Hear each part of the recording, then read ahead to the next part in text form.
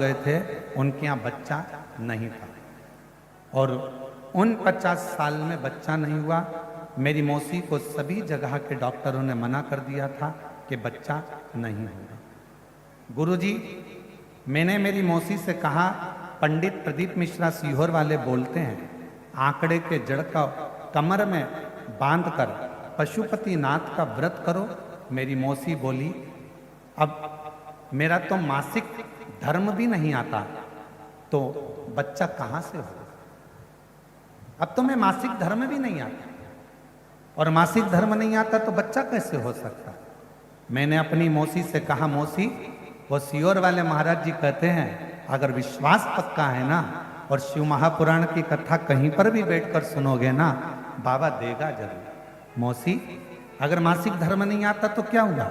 आप एक बार आंकड़े की जड़ तो बांधो, एक बार पशुपति व्रत तो करो।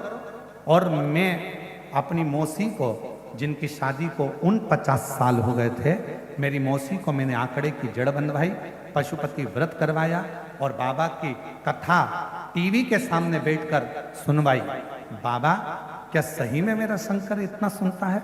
और 50 साल में मेरी मौसी के घर में बाबा की कृपा से 25/7/2025 को 50 साल के बाद संतान की प्राप्ति हुई।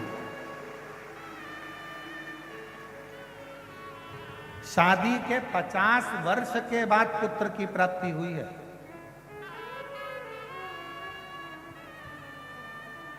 अब ये लाइन आप भी बोलिएगा, तेरी कृपा का कब किस पर होगा, जरा से हम पर कर दो। तेरी कृपा का क्या है भरोसा, कब किस पर हो जरा से हम पर कर दो, जरा से हम पर कर दो। जिस पर भी हो गई तेरी।